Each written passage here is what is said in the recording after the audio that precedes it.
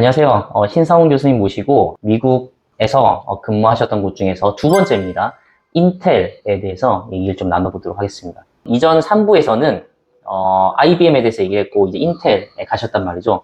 자, 그러면 궁금하지 않을 수가 없는 게 IBM을 그만두고 인텔 간 이유부터 일단 들어볼까요? 2016년, 15년 요때쯤에 이제 저희 같은 연구실에 인도 선배들 있었는데 인도 선배들 중에 되게 좀 친한 친구가 있어요. 라구. 이름이 라군가요? 네, 라구. 라구가 저를 계속 이제 꼬십니다. 그래갖고 라구가 뭐라고? 이제 라구는 지금도 인텔에 있어요. 라구는 성격이 어떠냐면 조직에 대한 충성심이 되게 강합니다. 라구가 저한테 이런 거예요. 그러니까 저도 약간 프로덕트를 하고 싶은 분이 있었는데 우리가 차세대 메모리를 한다. 페이지 체인지 메모리다. 그런데 그때 인텔 이름으로는 크로스 포인트라는 걸 하는데 이게 이렇게 해서 이제 크게 커질 비즈니스니 여기 와서 빨리 발을 담거라. 이렇게 하더라고요. 빨리 같이 시작을 하자. 그랬던 거고 이제 인텔 크로스 포인트는 메모리 쪽 부서고 메모리는 이제 그때 두 군데에서 하고 있었어요. 아이다호가 있었고 폴섬, 캘리포니아의 폴섬이라는 곳이 있었는데 그런 데다가 하나는 이제 오레곤하고도 얘기가 되고 있었어요. 이제 로직 하는 로직 Q&A 그걸 하고 있었는데 결과적으로는 이거였어요. 연애를 하다가 아무리 봐도 우리 와이프랑 연애를 할 때 좋은 동네는 캘리포니아인 것 같아서 그리고 라구도 오라고 하니까 그래서 갔습니다.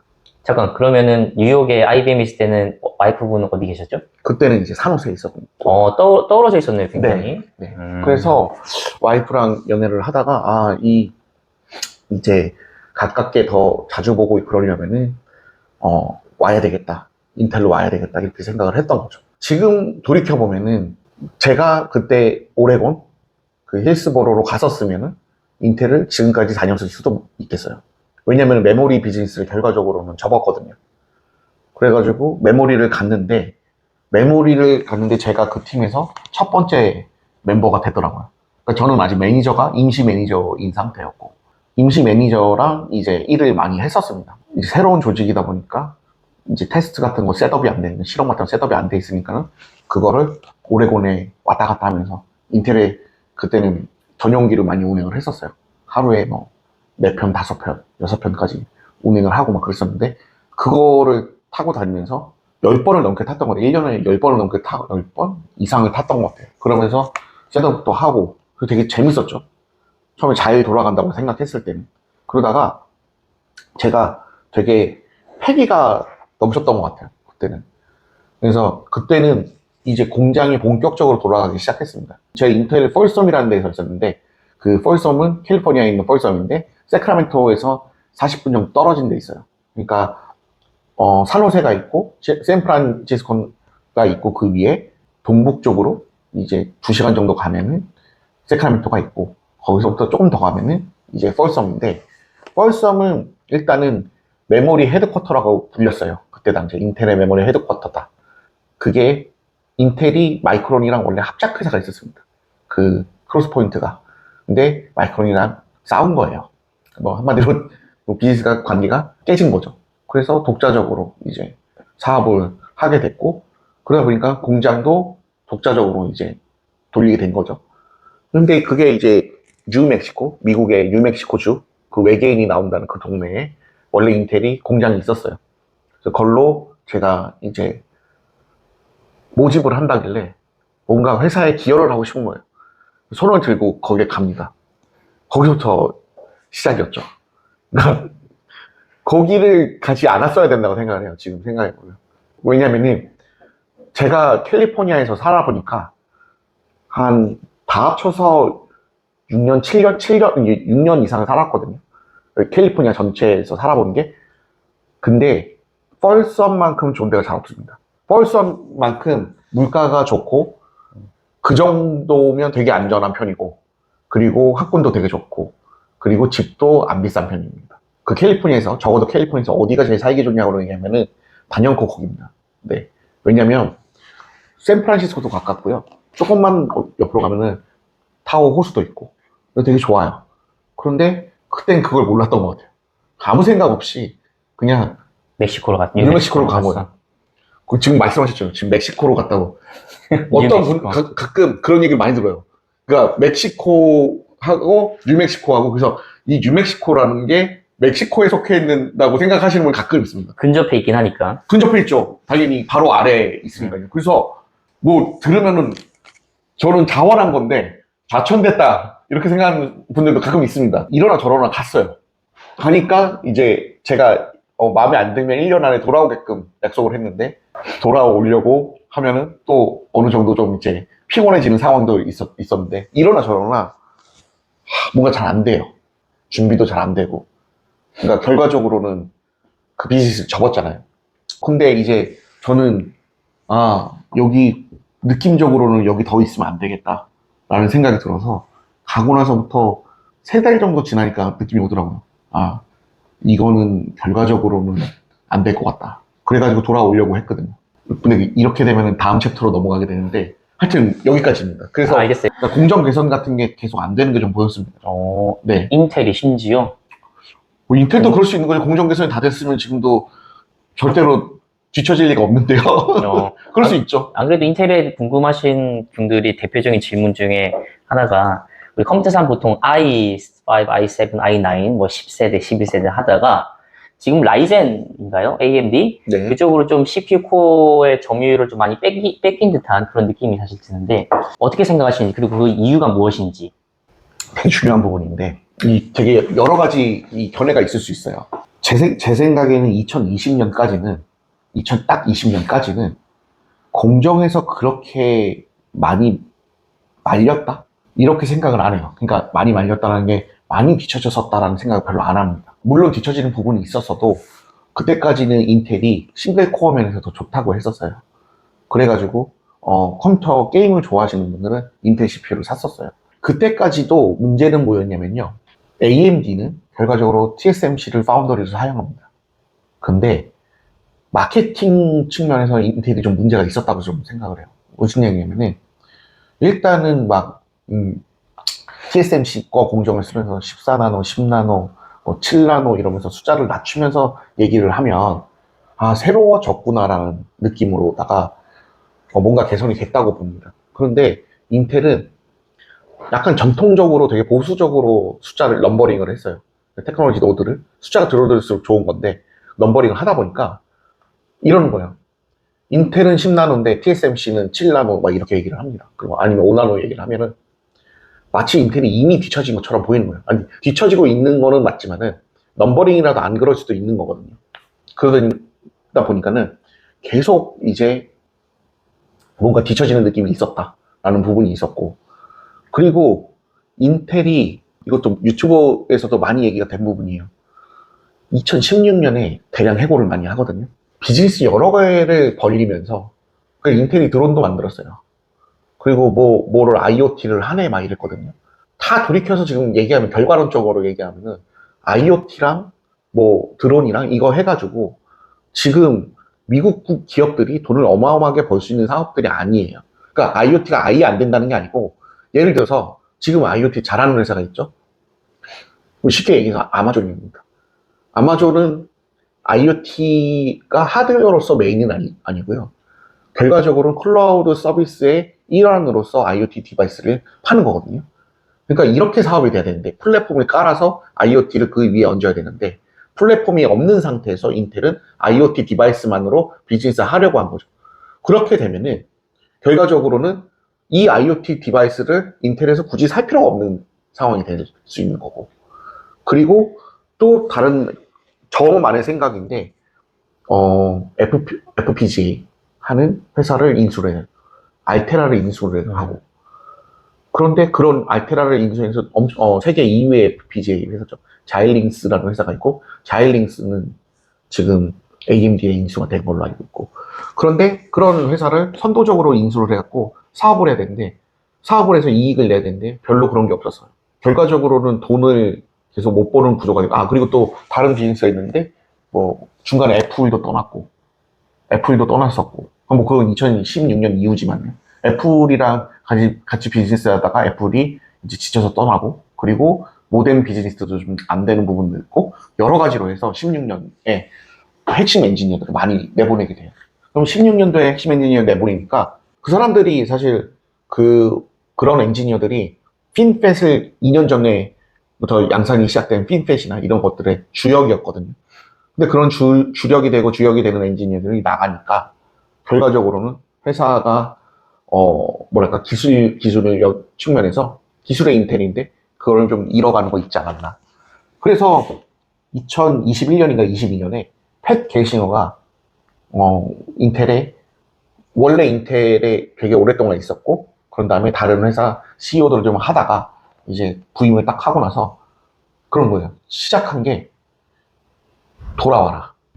그때 그 과거부터 나갔던 사람 중에 추천을 서로 받게 하고 다들 다시 돌아와서 인텔을 살리자. 이렇게 얘기를 했었던 것도 있었습니다. 하여튼 AMD한테 왜 뒤졌냐 이 얘기가 중요한데, 그러다 보니까 설계 기술로 어느 정도 버텼던 부분들이 있었고, 공정 기술로서는 서서히 그렇게 16년도부터 조금씩 이제 늦어지게 되고, 그리고 이제 과감한 결정들을 안 했고, 뭔가 도입이 늦어지고 이러다 보니까는 점점 뒤처지기 시작하지 않았었나. 그리고 신기술을 너무 고집적으로 과거의 기술에 이제 하다 보니까는 신기술 도입에 좀 늦은 게 있지 않나라는 생각이 좀 듭니다. 굉장히 복합적으로 많은 얘기 해주셔가지고, 한마디로 요약하면은, 너무 왕자의 자리에 안일하게 있었다는 생각이 듭니다. 그 사이에 이제 경쟁자들이 치고 올라와서, TSMC와 함께 왕자의 자리를 내줬다라는 느낌이 드는데요. 근데 제가 좀 최근 추이를 보니까 최근 1년 사이에는 또 주가가 올라가면서 또 올라가려는 좀 추세가 있는 것 같긴 해요. 최근 1년. 어떤 변화가 있습니까, 인텔에? 제가 봤을 때는 저는 팻 게싱어가를 직접 본 적이 있었거든요. 되게 총명한 사람이에요. 되게 총명하고, 저는 그렇게 신사 같은, 그리고 딱 했을 때 절도 있는 사람을 본 적이 없어요. 개인적으로 샘 엘트먼하고 팻 게싱어, 샘 엘트먼 아시죠? 오픈 AI, 그쵸. 오픈 AI의 CEO. 둘이 좌담을 하는 걸 봤거든요. 이것도 욕먹을 얘기인지 몰라요. 그런데 팻 게싱어 때 전혀 안 됩니다. 물론 성향이 전혀 다른 사람인데, 말하는데 저는 그날 팻 게싱어가 그렇게 멋있는 사람이라고 되게 알았는데, 하여튼 되게 그걸 보면서 거의 아이를 다루듯이 얘기를 하더라고요. 그 샘 엘트먼은. 그런 걸 봤었고. 그리고 팻 게싱어가 데리고 와서 계속 체질 개선을 해요. 근데 이게 중요한 부분인데, 미국 회사들은 제가 아까 말씀드렸다시피 모릅니다. 그게 그냥 꺼져가고 있는지를 모른다는 게 무슨 얘기냐면,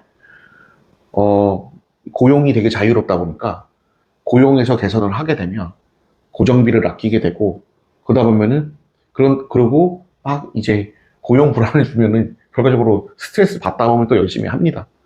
그래가지고 또 다시 극복을 하는 부분이 있어서, IBM은 제가 뭐 퇴사를 했기 때문에 정확히는 모르는데, IBM도 아까 이제 3부에서 말씀드렸다시피 IBM도 150불이었는데 지금 250불이에요. 그러니까 몰라요, 저도. 그러니까 그게 어떻게 될지. 근데 말씀드렸다시피, 아까 말씀해 주셨다시피 인텔도 마찬가지라고 보거든요. 팻 게싱어가 체질 개선 엄청 해서 제가 다닐 때 인텔보다도 지금 직원이 반 정도 줄었습니다. 계속 20-30%씩 이제 해고를 했었고, 어떻게 계속 정리를 해서 고정비 많이 낮췄고, 그리고 이거 제가 개인적으로 많이 주장을 하던 부분이에요. 아는 사람들 사이에서. 인텔은 절대 망하지 않습니다. 왜냐면 인텔은 로직 반도체 제조회사예요. 로직 반도체 최첨단 노드에서 제조할 수 있는 회사가 전 세계에 3군데인데, 삼성, TSMC, 인텔이잖아요. 미국에는 인텔밖에 없습니다. 삼성이 아무리 잘해줘도 삼성은 한국 회사고, TSMC는 대만 회사예요. 그런 입장에서 미국이라는 국가가 국방, 안보를 얼마나 생각하는 나라인데, 그거를 인텔이 죽게 놔두겠나. 그러니까 과거에 IBM에서 양산이 넘어갔던 부분은 인텔이라는 대체제가 있었기 때문이라고 생각을 하고, 그런데 인텔은 다르죠. 마이크론도 마찬가지입니다. 절대로 메모리 한계 회사 절대 넘어가지 않습니다. 무조건 그러니까 뭐 어떤 방식으로도 살죠. 그래가지고 국가 안보에 이제 직결된 얘기라서 그렇게 안 할 수가 없습니다. 그리고 우리가 이제 삼성은 제가 안 다녀서 전혀 몰라요. 그런데 내부적으로 정부랑 하는 프로젝트들이 항상 있어요. 그만한 큰 기업들은. 당연히 우리나라 대기업들도 내부적으로 정부와 하는 프로젝트들이 따로 있습니다. 그러니까 국가 안보에 관련된 있을 거라고 생각을 합니다. 당연히. 그런 부분에서 인텔도 유지가 될 거고, 그런데 너무 과거에 부정적이었고, 공화당, 이제 트럼프 정권이 들어서다 보니까 그쪽을 더 강조를 하다 보니까 더 주가가 오르지 않나. 저는 계속 물타기를 했었고, 주식을 계속 그걸 믿었기 때문에 인텔 주식, 제가 개인 투자에서 가장 많이 번 건 인텔이에요. 지금 들어가도 괜찮습니까? 그건 제가 잘 모르겠습니다. 근데 저는 샀어요. 얼마 전에 43불, 4불까지 올라갔거든요. 다시 35불쯤 됐을 때 저는 다시 샀어요. 인텔을 제가 가장 낮을 때는 막 18불, 19불일 때도 막 샀거든요. 그래서 엄청 높았었는데 많이 낮춰서 23불로 가지고 있었습니다. 얼마 전까지. 네, 저도 한 2, 3년 전에 인텔이 한 15불, 뭐 16불 이렇게 봤어서 인텔이 망하나 싶을 정도로 봤는데 다시 재기를 할 것 같습니다. 그리고 절대 망하지 않는다고 하니까 저도 한번 인텔을 좀 매수해 볼까라는 생각이 좀 들긴 하네요. 하나 생각나는 건데요. 교수님, AMD도 우리 AMD 지금 뭐 리사수 누나가 뭐 이렇게 해서 날아다니잖아요. 근데 생각을 해보면요, AMD가 6불, 7불, 8불이었어요. IBM 입사해서 27년에. 17년에. 그 정도로 주가 낮았거든요. 그리고 우리 그때 2010년대부터 2018년도? 그때까지만 해도 AMD는 그냥 존재감이 없는 회사였습니다. 사실은. 그렇죠. 존재감이 없었고, 2010년대 초반에는요, 저는 왜 안 망하고 있지? 그럴 정도로 그런 회사였어요. 그러니까 우리가 지금도 모르는 거예요, 진짜. 그러니까 그러니까 정말로 안에서 구조적으로 변화가 일어나고 있느냐, 안 일어나고 있느냐가 되게 중요합니다. 그 AMD 수장과 그 젠슨 황이 뭐 무슨 관계를 했던 거 4촌? 6촌으로 뭐 저도 어디서 봤습니다. 그 인터뷰 기사를 봤던 것 같습니다. 네. 많은 얘기 정말 많이 해주셨는데 전 들으면서 그런 생각이 들어요. 그러면 인텔은 서부 캘리포니아에 있는 것 같은데 사이트가 여러 개 있는 것 같거든요. 네. 그럼 몇 년 근무하셨고 사이트별로 어디서 근무하셨는지? 1년 8개월 정도 근무를 했고요. 어디에 계셨죠? 저는 펄섬에서 1년, 그리고 뉴멕시코에서 뉴멕시코 알버커키 근처 그 미국 드라마 있죠. 미드 브레이킹 배드 그 배경이 된 그 동네 그 동네에 있었고요. 그리고 또 다른 사이트는 아리조나에 있습니다. 피닉스 근처에 아리조나에 있고 산타클라라 사이트 그리고 오레곤. 저 오레곤 말씀하셨던 거.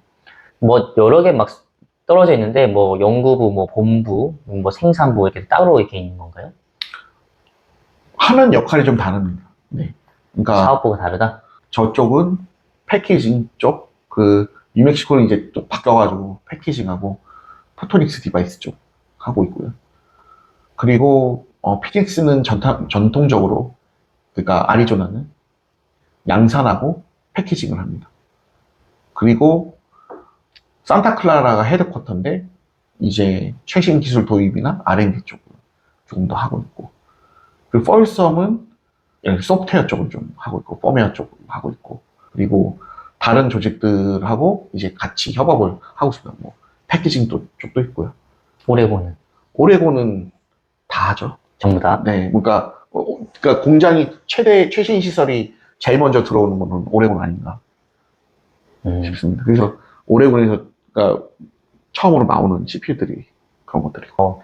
이 거진 2년 다니시면서 정말 많은 경험들을 해주셨고 거기에 관련된 아주 유용한 그리고 재밌는 비하인드 스토리 들어서 좋았습니다. 오늘은 신상훈 교수님 4부조 인텔에 대한 여러 가지 이야기 들어봤습니다. 인텔 하면은 CPU 코어를 많이 떠올리실 텐데 저도 인텔 보면서 저 회사 정말 굉장하다 들었던 적이 있었던 것 같습니다. 신상훈 교수님께서 주식을 매수했다고 하셨으니까 저도 한번 매수해볼까 약간 고민하고 있습니다. 다음 시간에도 재밌는 정보를 찾아뵙겠습니다. 고맙습니다.